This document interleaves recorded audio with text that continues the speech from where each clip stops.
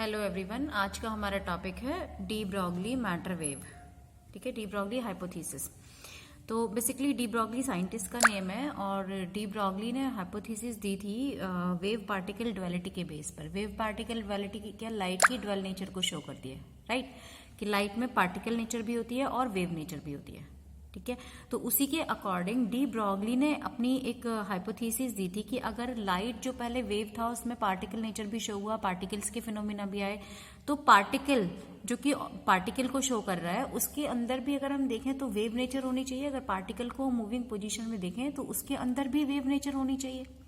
तो de Broglie ने dwell nature को कंसीडर करते हुए, ड्वेल नेचर जो कि पहले लाइट को कॉर्पस्कुलर बोला गया था, फिर वेव थ्योरी आई लाइट की, फिर उसके बाद फिर से पार्टिकल थ्योरी आई, फिर ये प्रूव हुआ कि लाइट वेव और पार्टिकल दोनों नेचर में एग्जिस्ट करती है। तो इन्होंने भी जस्ट वही कंसेप्ट आगे कैरी फॉरवर्ड किया कि अगर वेव के अंदर पार्टिकल नेचर है लाइट में, तो नॉर्मल पार्टिकल की अगर हम बात करते हैं, तो मैटर पार्टिकल की अगर हम बात करते हैं, तो मैटर पार्टिकल के अंदर भी वेव नेचर होनी चाहिए। तो इनके अकॉर्डिंग जो मूविंग पार्टिकल है वो क्या होगा, वेव के साथ एसोसिएट रहता है। उसको नाम दिया गया मैटर वेव या फिर डी ब्रॉगली वेव, राइट? उसको मैटर वेव या डी ब्रॉगली नाम से बुलाया गया और उसकी वेवलेंथ को इन्होंने डिफाइन किया कि जो वेवलेंथ होगी वो lambda is equal to H upon M V से हम एक्सप्रेस कर सकते हैं। यहाँ पे एम क्या होगा, पार्टिकल का मास होगा, वी वेलोसिटी होगी और एच क्या है, यहाँ पे प्लांक कांस्टेंट है, राइट? तो उसकी वेवलेंथ को इन्होंने lambda is equal to H upon M V से डिफाइन किया। आगे बहुत सारे एक्सपेरिमेंट हुए जिसमें फिर इसको, ये तो एक हाइपोथेसिस दी थी इन्होंने, बाद में डेविसन जर्मन ने एक्सपेरिमेंट किया, जिसमें थॉमसन ने भी एक्सपेरिमेंट किया था, जिसमें इसको प्रूव किया गया और ये हाइपोथेसिस प्रूव की कि हाँ सच में ऐसा होता है। अगर हम किसी पार्टिकल को मूविंग पोजीशन में देखें तो उसके साथ भी क्या होगी, एक वेव एसोसिएटेड रहती है। उसको हम मैटर वेव या डी ब्रॉगली वेव बोलते हैं। अब इस वेव की प्रॉपर्टीज को देखो, हम इस फॉर्मूले से ही डिफाइन कर सकते हैं। कैसे? Lambda is equal to H upon M V, ये फॉर्मूला दे रखा है। अगर हम एम की वैल्यू को कम कर दें तो वेवलेंथ क्या हो जाएगी, बढ़ जाएगी, इनवर्सली प्रोपोर्शनल है। सेम अगर वेलोसिटी को कम कर दें तो वेवलेंथ क्या हो जाएगी, बढ़ जाएगी, राइट? तो यहाँ पे फर्स्ट प्रॉपर्टी आ गई, lighter is the particle, greater is the wavelength associated with it. जितना छोटा पार्टिकल होगा उसकी वेवलेंथ उतनी बड़ी होगी, right? Smaller is the velocity, greater is the wavelength. जितनी छोटी वेलोसिटी होगी उतनी वेवलेंथ क्या होगी, पार्टिकल की बड़ी होगी। जो पार्टिकल के साथ वेव जनरेट हो रही है उसकी वेवलेंथ क्या होगी, बड़ी होगी, राइट? अब यहाँ पे देखो, अगर हम यहाँ पे v की वैल्यू को 0 कर देते हैं, इस फॉर्मूले में देखो, अगर हम v की वैल्यू को 0 कर देंगे तो लैम्डा क्या हो जाएगा, इनफाइनाइट हो जाएगा, इनडिटर्मिनेट टर्म आ जाएगा, राइट? वेलोसिटी 0 तो लैम्डा क्या हो गया, डिफाइन नहीं कर सकते, राइट? इंडेफिनेट टर्म आ जाएगी। तो वेव कब जनरेट होगी, वेव तब जनरेट होगी जब पार्टिकल मूविंग पोजीशन में होगा। ठीक है, v की कुछ ना कुछ वैल्यू होगी। These wave are generated when particles are in motion. जब भी पार्टिकल मूविंग पोजीशन में होगा तभी वेव जनरेट होगी, राइट? एक और यहाँ पे इनकी प्रॉपर्टी निकल के आई थी मैटर वेव्स की।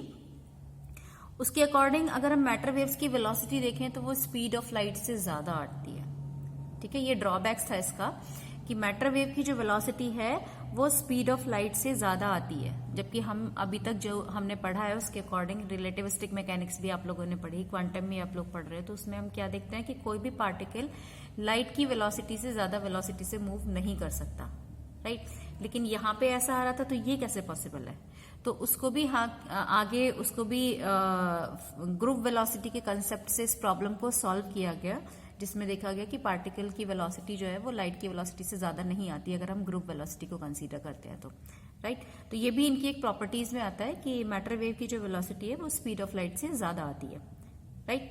और जैसे कि हम ड्वेल नेचर में बताते हैं कि लाइट की भी ड्वेल नेचर को हम एक साथ नहीं देख सकते किसी भी एक्सपेरिमेंट में, सेम यहाँ पे भी यही चीज वैलिड है कि पार्टिकल नेचर और वेव नेचर को हम साइमल्टेनियसली किसी भी एक्सपेरिमेंट में नहीं शो कर सकते। एक टाइम में एक ही नेचर शो होगी, या तो पार्टिकल नेचर या तो वेव नेचर। ठीक है, अब इस एक्सप्रेशन को हम कैसे निकाल सकते हैं, कैसे फाइंड आउट कर सकते हैं इस एक्सप्रेशन को? तो देखो, सबसे पहले हमने ये कंसेप्ट कहाँ से आया, लाइट की ड्वेल नेचर से आया। तो यहाँ पे सबसे पहले लाइट का पार्टिकल क्या है, फोटोन। तो फोटोन की एनर्जी को लेकर इसको सॉल्व किया गया। फोटोन के लिए हमें पता है एनर्जी का एक्सप्रेशन फोटोन के लिए क्या होता है, E is equal to H nu, right? Nu की वैल्यू क्या होगी, न्यू हमारे पास क्या होता है c by lambda. In term of wavelength अगर हम देखें तो न्यू फ्रीक्वेंसी क्या होगी सी बाई लैम्डा। तो ई इज इक्वल टू क्या होगा एच सी बाई लैम्डा। वही अगर आइंस्टीन इक्वेशन के अकॉर्डिंग देखें तो टोटल एनर्जी किसके इक्वल होती है, ई इज इक्वल टू होता है एम सी स्क्वायर। ये भी टोटल एनर्जी है और ये भी टोटल एनर्जी है, राइट। दोनों को कंपेयर कर दें तो दोनों को कंपेयर करने पर क्या आ जाएगा, H C upon lambda will be equal to M C square. दोनों का लेफ्ट हैंड साइड इक्वल है तो राइट हैंड साइड भी इक्वल होगा। तो H C upon lambda is equal to क्या आ जाएगा, एम सी स्क्वायर। और यहां से वेवलेंथ का फॉर्मूला हम निकालते हैं तो लैम्डा इज इक्वल टू आ जाता है एच अपॉन एम सी। ये किसके लिए आया, ये फॉर्मूला आया हमारा फोटोन के लिए, ठीक है, फोटोन के लिए आया। यहीं पे अगर हम फोटोन की जगह कोई एक नॉर्मल पार्टिकल ले लें तो नॉर्मल पार्टिकल के केस में क्या चेंजेस आएगा, जो स्पीड ऑफ लाइट है वो नॉर्मल वेलोसिटी में कन्वर्ट हो जाएगी, राइट। अगर हम कोई भी मैटर पार्टिकल ले लेते हैं instead of photon then C will be replaced by V. तो एक्सप्रेशन क्या हो जाएगा हमारा, lambda is equal to H upon M V. अगर हम फोटोन के लिए देखें तो वेवलेंथ का expression lambda is equal to H upon M C होगा, राइट, क्योंकि फोटोन क्या है, लाइट का पार्टिकल है, वो लाइट की वेलोसिटी से मूव करता है। वहीं अगर हम लाइट की जगह कोई भी मैटर पार्टिकल ले लेंगे तो जो उसकी वेवलेंथ आएगी वो क्या आ जाएगी, lambda is equal to H upon M V आ जाएगी। ये मैटर वेव की वेवलेंथ को रिप्रेजेंट करता है फॉर्मूला, ठीक है। अब इसको हम डिफरेंट डिफरेंट एक्सप्रेशन में भी निकाल सकते हैं। जैसे इस फॉर्मूले को हम काइनेटिक एनर्जी की टर्म में भी कन्वर्ट कर सकते हैं। कैसे कन्वर्ट कर सकते हैं, देखो अगर ई हम काइनेटिक एनर्जी ले लेते हैं पार्टिकल की, राइट, तो काइनेटिक एनर्जी का formula E is equal to half M V square होगा, ठीक है। हाफ एम वी स्क्वायर को हम इस तरह से भी लिख सकते हैं, इसको एम से डिवाइड कर दें और एम से मल्टीप्लाई कर दें तो M square V square upon 2m हो जाएगा। ये ऊपर वाली टर्म को भी एम से मल्टीप्लाई कर दिया, नीचे भी, तो M square V square upon 2m हो गया, ठीक है। अब एम स्क्वायर वी स्क्वायर क्या हो गया, मोमेंटम का स्क्वायर हो गया। P is equal to M V होता है तो यहाँ पे हम पी स्क्वायर पुट कर सकते हैं इसकी जगह, तो ये हो गया हमारे पास पी स्क्वायर अपॉन 2m। और यहां से अगर हम P की वैल्यू निकालें तो P इज इक्वल टू क्या आ जाएगा, अंडर रूट 2me, ये वैल्यू आ जाएगी, ठीक है। और जो फॉर्मूला हमने निकाला है वो क्या है, lambda is equal to H upon M V. इसको हम एच अपॉन पी भी लिख सकते हैं और P की ये वैल्यू हम यहां पुट कर दें तो क्या आ जाएगा, H upon under root 2me। तो काइनेटिक एनर्जी की टर्म में ये फॉर्मूला आ जाएगा H upon under root 2me, ठीक है।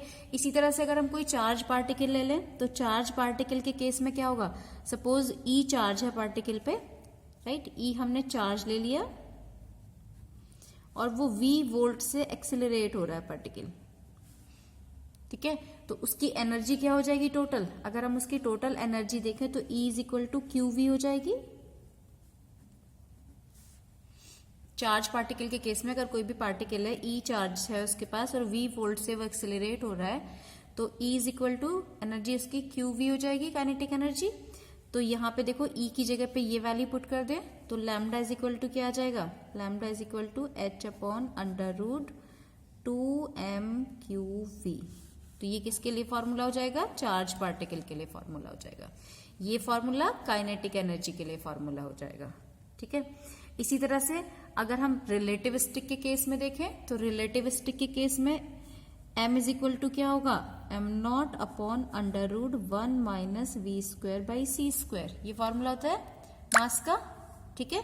और लैम्डा इज इक्वल टू क्या है, h अपॉन एम वी। अगर रिलेटिविस्टिक वेलोसिटी है पार्टिकल की, वेलोसिटी लाइट की कंपेरेबल वेलोसिटी है तो ये फॉर्मूला किस में कन्वर्ट हो जाएगा, m को रिप्लेस कर देंगे हम किससे, इस वैल्यू से। तो फॉर्मूला क्या बन जाएगा, lambda is equal to h upon M naught V और ये ऊपर आ जाएगा 1 minus V square by C square. तो ये वेवलेंथ का फॉर्मूला हो जाएगा इन केस ऑफ रिलेटिविस्टिक। अगर हमारी लाइट की कंपेरेबल वेलोसिटी से मूव करता है पार्टिकल तो वेवलेंथ का फॉर्मूला फिर क्या आ जाएगा, ये आ जाएगा, ठीक है। इसी तरह से अगर हम इलेक्ट्रॉन के लिए देखें, इलेक्ट्रॉन के लिए अगर हम निकालें, यहाँ पे देखो चार्ज पार्टिकल के लिए हमारे पास फॉर्मूला ये आ गया, ठीक है। अगर हम इलेक्ट्रॉन का केस ले लेते हैं, इलेक्ट्रॉन के लिए हम फॉर्मूला क्या यूज करेंगे, lambda is equal to H upon under root 2m⁴v। तो इलेक्ट्रॉन के लिए हमारे पास m की वैल्यू भी है, h की वैल्यू हमें पता है, q की वैल्यू भी है। ये सब वैल्यूज अगर हम पुट कर देते हैं यहाँ पे तो ये हो जाएगा 6.625 इंटू 10⁻⁻34 अपॉन अंडर रूट में हम सारी वैल्यूज यहाँ पुट कर देते हैं 9.1 इंटू 10⁻⁻31 चार्ज हो जाएगा 1.6 इंटू 10⁻⁻19 और v हम ऐसे छोड़ देते हैं। सपोज v वोल्ट से ये एक्सिलरेट हो रहा है। जब इसको हम सॉल्व कर लेते हैं तो सॉल्व करने के बाद हमारे पास जो वैल्यू आती है वो आती है 12.26 upon under root v angstrom lambda की वैल्यू। तो इलेक्ट्रॉन के लिए हम डायरेक्ट ये फॉर्मूला यूज करते हैं। अगर कहीं भी इलेक्ट्रॉन हमें दे रखा है और वोल्टेज दे रखे हैं उसके कि कितने वोल्ट से वो एक्सेलरेट हो रहा है या इसकी एनर्जी दे रखी है, तो हम इलेक्ट्रॉन के केस में ये सीधा फॉर्मूला यूज कर लेते हैं। ये सारे फॉर्मूले हम न्यूमेरिकल्स में यूज करते हैं, तो इन सारे फॉर्मूले की हेल्प से आपको न्यूमेरिकल करने में बहुत आसानी होगी। ठीक है, आई होप ये सब आपको समझ में आया होगा। Thanks for watching this video. मिलते हैं अपनी नेक्स्ट वीडियो में।